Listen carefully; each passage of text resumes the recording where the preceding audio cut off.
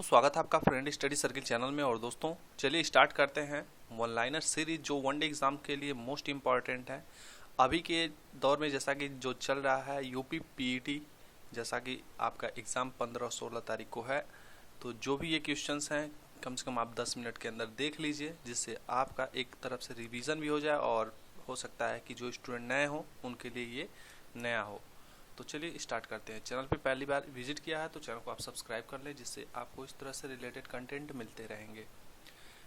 पहला क्वेश्चन है, अकबर ने किसके उपलक्ष्य पर बुलंद दरवाजा का निर्माण करवाया था? तो राइट आंसर हो जाएगा गुजरात विजय के उपलक्ष्य पे।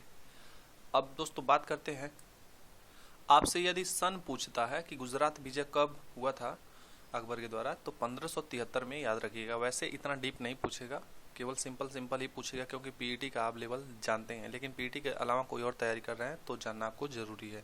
ठीक है, अगला क्वेश्चन है, पोंग बांध किस नदी पर बना हुआ है? तो राइट आंसर हो जाएगा ब्यास नदी। क्योंकि दोस्तों ये क्वेश्चन मैंने इसलिए लिया है क्योंकि रावी नदी में भी स्टूडेंट कंफ्यूज हो जाते हैं। तो याद रखिएगा पोंग बांध यानी जिसे महाराणा प्रताप सागर भी कहते हैं, ठीक है, ये ब्यास नदी पे है, याद कर लीजिएगा। ये जो भी क्वेश्चन उठाया हूँ ये कंफ्यूजन क्रिएट करते हैं आपको एग्जाम में, तो ये चीज़ आपको जुबान पे बैठे रहना चाहिए। अगला क्वेश्चन है, सिमलीपाल राष्ट्रीय उद्यान किस राज्य में है? तो राइट आंसर हो जाएगा उड़ीसा। डिगबोई तेल उत्पादक क्षेत्र किस राज्य में स्थित है? तो डिगबोई तेल उत्पादक क्षेत्र जो है असम राज्य में स्थित है।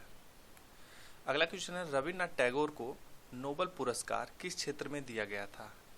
ठीक है, तो साहित्य के क्षेत्र में 1913 में दिया गया था इन्हें नोबेल प्राइज। ठीक है, और रविन्द्रनाथ टैगोर से आप लोग याद रखिएगा कि गीतांजलि आपसे पुस्तक पूछ सकता है, तो गीतांजलि भी इन्होंने ही लिखा है। जनगण मन की रचयिता भी यही है, रविन्द्रनाथ टैगोर ही। ठीक है, यूनेस्को का मुख्यालय किस देश में है? तो याद रखिएगा पेरिस में है। और फ्रांस की राजधानी क्या है? पेरिस। तो फ्रांस के पेरिस में। जैसा कि देश और उसकी राजधानी पूछेगा, तो हंगरी की राजधानी क्या है? तो राइट आंसर हो जाएगा बुडापेस्ट। अगला क्वेश्चन है, अकबर ने जजिया कर समाप्त किस वर्ष किया था?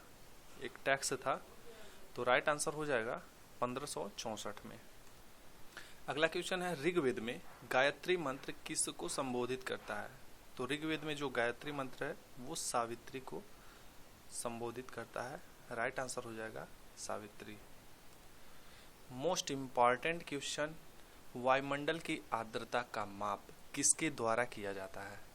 तो हाइड्रोमीटर, हाइग्रोमीटर में स्टूडेंट कंफ्यूज हो जाते हैं। आर्द्रता पूछ रहा है तो याद रखिएगा हाइग्रोमीटर होगा। ठीक है, वायुमंडलीय दबाव यदि पूछता है तो बैरोमीटर। ठीक है, ये चीज याद रखिएगा।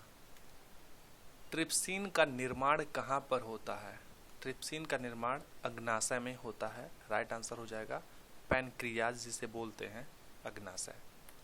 मानस वन्य पशु विहार किस राज्य में स्थित है? असम में। काजीरंगा भी असम में, ये ध्यान रखेंगे। सिमलीपाल जैसा कि मैंने बताया है ओडिशा में। सूचियों से भी आपसे क्वेश्चन पूछ सकता है, तो पूछा है जेल, कृषि, सिंचाई किस सूची के विषय हैं? तो ये जो है राज्य सूची के विषय हैं। ठीक है, भारत की स्वतंत्रता के समय भारत का वायसराय कौन था? तो लॉर्ड माउंटबेटन थे। राइट आंसर हो जाएगा लॉर्ड माउंटबेटन। स्वतंत्र भारत का पहला वायसराय भी पूछ सकता है तो माउंटबेटन। ठीक है, और स्वतंत्र भारत का भारतीय वायसराय पूछे तो श्री राजगोपालाचारी, याद रखिएगा। ठीक है, और जैसा कि अगला क्वेश्चन मिल भी गया, वायुमंडलीय दबाव किससे मापते हैं? तो बैरोमीटर से। राइट आंसर हो जाएगा बैरोमीटर। एशिया की सबसे लंबी नदी कौन सी है? एशिया महाद्वीप में पूछ रहा है, न कि वर्ल्ड में। ठीक है, तो याद रखिएगा यांगसी नदी जो है ये एशिया की सबसे लंबी नदी है। मोहम्मद बिन तुगलक के शासनकाल में कौन राजदूत आया था?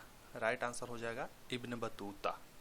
गाना भी सुने होंगे, इब्न बतूता बगल में जूता। इस तरह से याद कर लीजिएगा कि मोहम्मद बिन तुगलक जो है, और इसी गाने से कोरिलेट कर लीजिएगा, याद हो जाएगा बड़ी आसानी से। भारत में सबसे अधिक वर्षा वाला स्थान कौन सा है? तो ये सबसे ज़्यादा जो बारिश होती है वो मासिनराम में होती है। और कहाँ पे है? तो ये मेघालय में है। ठीक है, लोकसभा के प्रथम अध्यक्ष कौन थे? तो जीवी मावलंकर लोकसभा के प्रथम अध्यक्ष थे। वर्तमान में कौन है? तो वर्तमान में ओम बिरला जी हैं, याद रखिएगा। जस्ता के लिए प्रसिद्ध खाने किस राज्य में स्थित है? तो राजस्थान में ये है, याद रखिएगा। उत्तराखंड का प्रसिद्ध तीर्थ मंदिर बद्रीनाथ किस नदी के किनारे स्थित है? तो राइट आंसर हो जाएगा अलकनंदा नदी। अकबर के शासनकाल के दौरान राजस्व व्यवस्था किसके हाथ में थी? यानी कि राजस्व व्यवस्था का जो देखरेख था वो किसके हाथ में था? तो ये टोडरमल इसकी जो है व्यवस्था करते थे। ठीक है। मनसबदारी प्रणाली किसने स्टार्ट किया था? तो याद रखिएगा अकबर ने। ये दोनों इसी से रिलेटेड है, याद रख लीजिएगा। अकबर से क्वेश्चन ज़्यादा पूछने के चांसेस है। सुंग वंश का अंतिम शासक कौन था? तो राइट आंसर हो जाएगा देवभूति। सुंग वंश का संस्थापक कौन था? आप लोग कमेंट बॉक्स में जरूर बताइएगा। अगला क्वेश्चन है, यदि राष्ट्रपति का पद है वो खाली हो जाए तो इसे कितने महीने के अंदर भरना आवश्यक होता है? यानी कि यदि मान लीजिए राष्ट्रपति इस्तीफा दे दे या फिर खाली हो जाए, इस्तीफा देगा तभी खाली होगा उस तरह से, तो मान लीजिए यदि चुनाव होगा तो टाइम से चुनाव हो जाता है, तो ये कितने महीने में भर दिया जाता है? यानी कि वो स्थान आ जाते, राष्ट्रपति का चुनाव हो जाता है। तो राइट आंसर हो जाएगा 6 महीने में। ठीक है। स्वतंत्र भारत के प्रथम कानून मंत्री कौन थे? तो डॉक्टर भीमराव अंबेडकर, और ये प्रारूप समिति के अध्यक्ष भी थे, याद रखिएगा। संविधान से रिलेटेड यदि क्वेश्चन पूछता है तो प्रारूप समिति के अध्यक्ष डॉक्टर भीमराव अंबेडकर, स्वतंत्र भारत के प्रथम कानून मंत्री डॉक्टर भीमराव अंबेडकर, और इसके साथ ही अनुच्छेद 32 को इन्होंने संविधान की आत्मा कहा है, जिसे संवैधानिक अधिकारों का उपचार कहते हैं। ठीक है।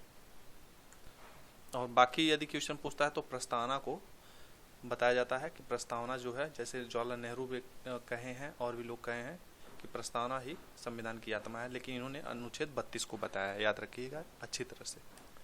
एवरेस्ट पर्वत पर चढ़ने वाली प्रथम महिला आरोही कौन है? तो जुंको तोबई। रंगास्वामी कप जो है किस खेल से संबंधित है? राइट आंसर हो जाएगा हॉकी। भारत का सबसे दक्षिणी बिंदु क्या है? सबसे नीचे आ जाएंगे मैप में, सबसे दक्षिणी पॉइंट हम लोग बात करेंगे तो वो है इंदिरा पॉइंट। उत्तराखंड राज्य का निर्माण किस वर्ष हुआ था? राइट आंसर हो जाएगा 9 नवंबर 2000 को। अगला क्वेश्चन है, विजयनगर आने वाले इटली का यात्री कौन था? यानी विजयनगर साम्राज्य में आने वाले इटली का यात्री कौन था? तो निकोलो कॉन्टी था। और आज का जो लास्ट क्वेश्चन है वो है, ब्लड प्रेशर किसके द्वारा मापा जाता है? यानी जैसा कि बीपी जो होता है, जाते हैं आप लोग बोलते हैं कि बीपी नाप दो, तो किस मशीन से नापी जाती है? तो उसे बोलते हैं स्फिग्मोमैनोमीटर। तो उम्मीद करता हूँ दोस्तों वीडियो अच्छी लगी होगी, लाइक शेयर जरूर कीजिएगा। और इससे रिलेटेड यदि आपको और कंटेंट चाहिए तो आप पहले चीज़ तो आप फर्स्ट पार्ट से देखिए, और यहाँ तक आप देखेंगे तो बहुत सारी क्वेश्चंस के बारे में आपको जानकारी मिल जाएगी। चलिए मिलते हैं अगले वीडियो में, तब तक अपना ख्याल रखें, तैयारी करते रहें। Take care, bye bye.